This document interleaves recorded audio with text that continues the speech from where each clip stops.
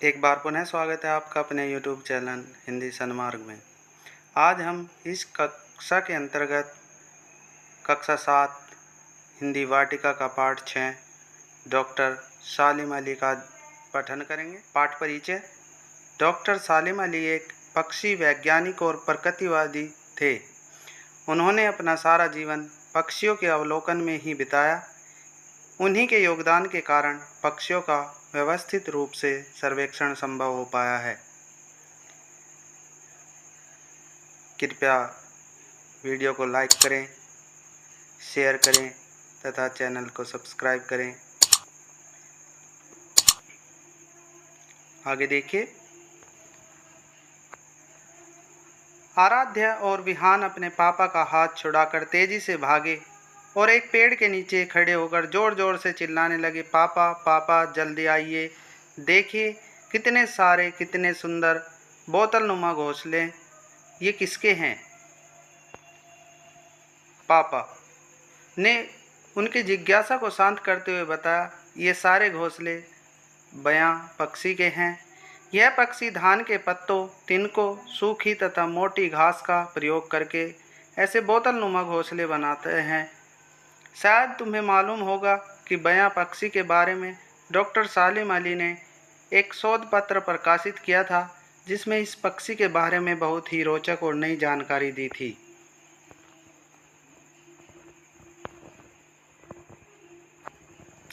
क्या ये वही डॉक्टर सालिम अली है जिनके जन्मदिन को हम आज विश्व पक्षी अवलोकन दिवस के रूप में मना रहे हैं? आराध्या ने प्रश्न किया। बिल्कुल सही कहा तुमने, पापा ने उसकी पीठ थपथपाते हुए कहा। सालिम अली एक विश्वविख्यात पक्षी वैज्ञानिक तथा प्रगतिवादी थे।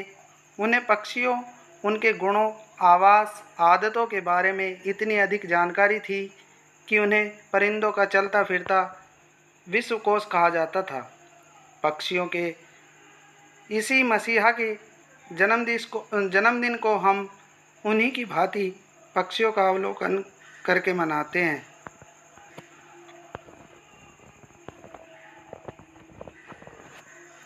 पापा, मेरी शिक्षिका जी ने बताया था कि इन्हें भारत का बर्डमैन भी कहते हैं, विहान बोला।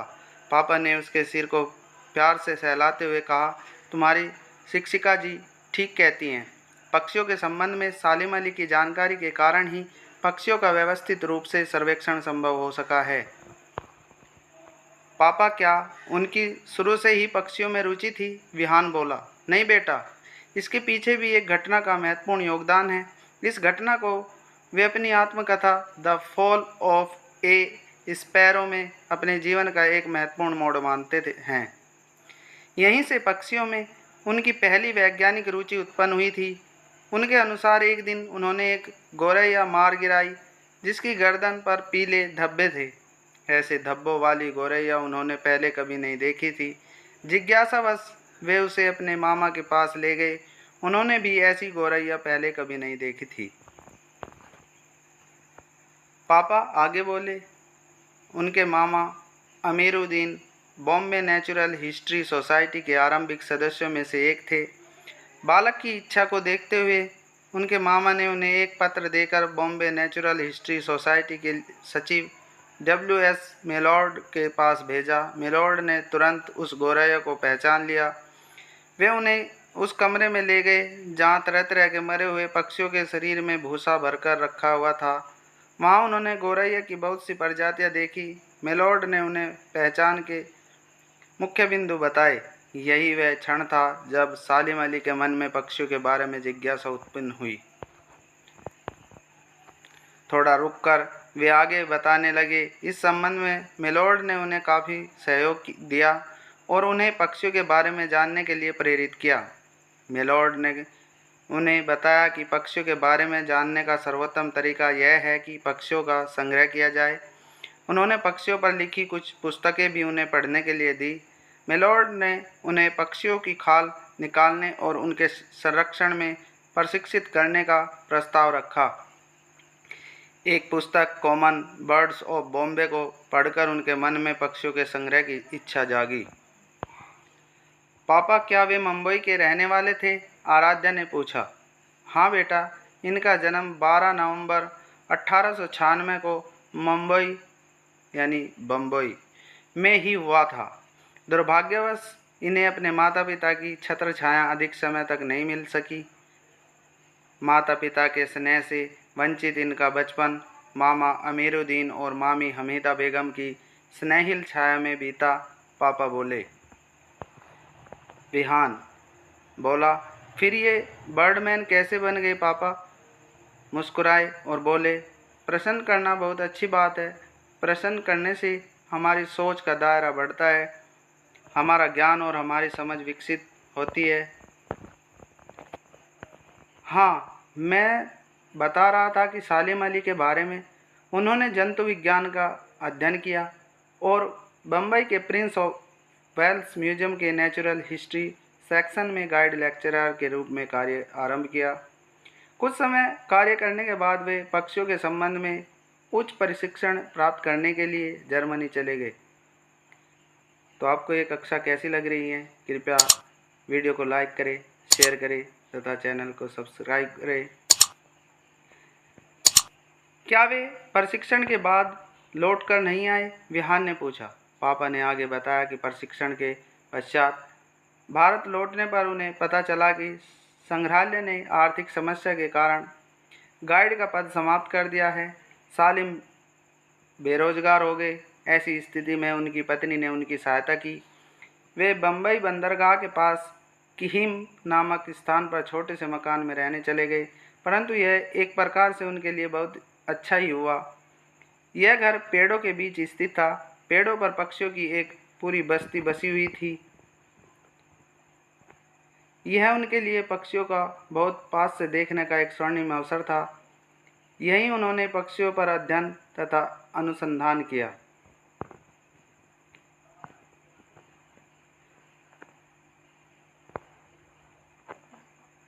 पापा बोल रहे थे और बच्चे ध्यान से सुन रहे थे। यही पर्यवेक्षण उनके शोध पत्र का आधार बना। इस शोध पत्र में उन्होंने बयां पक्षी, उनके विभिन्न प्रकार के घोंसलों, उनकी आदतों तथा उनके जीवन पर क्रांतिकारी पर्यवेक्षण दिए जो पूर्व प्रचलित मान्यताओं से भिन्न थे। उन्होंने बताया कि बयां का घोंसला नर बयां बनाता है।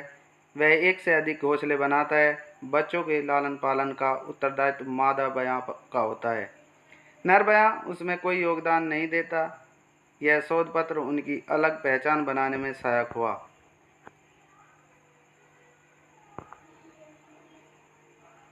वाह पापा, यह तो नई बात है। विहान बोला। हाँ बेटा, जब हम आंख बंद कर किसी विचार का अंधा अनुकरण करते जाते हैं तब उसमें इस प्रकार की कमियां रहना स्वाभाविक है। इसलिए सालिम अली का विचार यही लगता है कि आंख बंद करके किसी भी बात को स्वीकार नहीं करना चाहिए। अपना पर्यवेक्षण करना चाहिए तथा उसका बार बार परीक्षण किया जाना चाहिए। तभी किसी परिणाम पर पहुंचना चाहिए। तभी सही और सटीक परिणाम प्राप्त किए जा सकते हैं। पापा ने समझाया। बेटा, एक और बात ध्यान रखना, जब जीवन में कोई लक्ष्य निर्धारित करो तब उसे पाने के लिए भी कठिन प्रयास करना। सालिम अली ने भी अपने लक्ष्य को प्राप्त करने के लिए कठिन प्रयास किए। वे कहीं उड़ता पक्षी देखते तो आंखें वहीं गड़ाए उसके पीछे पीछे चलते जाते, बिना ये जाने कि उनके पांव कहाँ पड़ रहे हैं। कई बार गिरे, कई बार ठोकरें खाई, परंतु पक्षियों को जानने का उनका जुनून कम नहीं हुआ। वे पहाड़ों की ऊंचाइयों पर, रेगिस्तान में, बीहड़ वनों में, ऐसे स्थानों पर भी गए जहाँ यातायात की कोई सुविधा उपलब्ध नहीं थी। पापा समझाते रहे और बच्चे समझते रहे। आराध्या बोली, इन्होंने तो पक्षियों के ऊपर कुछ पुस्तकें भी लिखी हैं। पापा ने बताया। बचपन में जब इन्हें पक्षियों के बारे में जानने की उत्सुकता होती थी तब इन्हें पक्षियों के बारे में जानकारी देने वाली पुस्तकों की कमी बहुत खलती थी। इसी कमी को पूरा करने के लिए उन्होंने अपने अनुभव के आधार पर the book of Indian birds लिखी। इसमें अनेक नवीन जानकारियों के साथ रंगीन चित्रों सहित पक्षियों की 181 प्रजातियों का सरस और रोचक वर्णन किया गया है। पहली बार विभिन्न पक्षियों, उनके गुणों तथा उनके आवास पर इतने विस्तार से लिखा गया था। यह पुस्तक पक्षी प्रेमियों के लिए सालिम अली का अद्भुत उपहार है।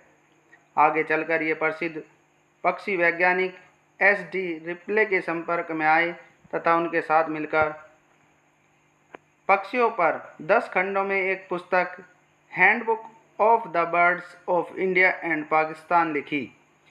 इसमें इस उपमहाद्वीप में पाए जाने वाले पक्षियों की विस्तृत जानकारी दी गई। पापा ने आगे बताया, पक्षियों के प्रति उनके पूर्ण समर्पण, उनके अदम्य साहस, लक्ष्य के प्रति उनकी एकाग्रता, सत्य की खोज, स्वयं पर्यवेक्षण करना और अंधानुकरण न करना उनकी ऐसी विशेषताएं थी जिन्होंने उन्हें विलक्षण व्यक्तित्व प्रदान किया। पक्षी विज्ञान में उनके अतुलनीय योगदान के कारण भारत सरकार ने उन्हें 1958 में पद्म भूषण तथा 1976 में पद्म विभूषण जैसे प्रतिष्ठित सम्मानों से सम्मानित किया। 20 जून 1987 का दुर्भाग्य दिन था जब सालिम अली पक्षियों को बेसहारा छोड़कर स्वर्ग सिधार गए। पापा ने कहा, पिछले वर्ष तुमने सालिम अली पक्षी विज्ञान एवं प्राकृतिक विज्ञान केंद्र देखा था। वह केंद्र सालिम अली की स्मृति में बॉम्बे नेचुरल हिस्ट्री सोसाइटी तथा पर्यावरण, वन और जलवायु परिवर्तन मंत्रालय, भारत सरकार द्वारा कोयम्बटूर के निकट अनाईकट्टी नामक स्थान पर स्थापित किया गया है। विहान बोला, पापा सचमुच आपकी दी गई जानकारी बड़े काम की है। इतना कह विहान अन्य घोंसलों को देखती आराध्या के पीछे भागा। दोनों को इस तरह खुश देखकर पापा के चेहरे पर भी मुस्कुराहट आ गई। ये पाठ श्याम किशोर पांडे द्वारा रचित सालिम अली के बारे में जानकारी दी गई है। शब्दार्थ: प्रकृतिवादी, प्रकृति का पक्षधर। अवलोकन: ध्यानपूर्वक देखना, व्यवस्थित एक निश्चित क्रम में। सर्वेक्षण: आधिकारिक निरीक्षण, पर्यवेक्षण, जांचने का काम। संरक्षण: सुरक्षित रखना। स्वर्णिम, सुनहरा, अदम्य, अति प्रबल। इस पाठ के अंतर्गत एक मुहावरा आया है, स्वर्ग सिधार जाना यानी मृत्यु हो जाना। कृपया इस वीडियो को लाइक करें, शेयर करें तथा हमारे चैनल को सब्सक्राइब करें। अगली कक्षा में हम इस पाठ के मौखिक एवं लिखित प्रश्न उत्तर के साथ पुस्तक कार्य करेंगे। धन्यवाद।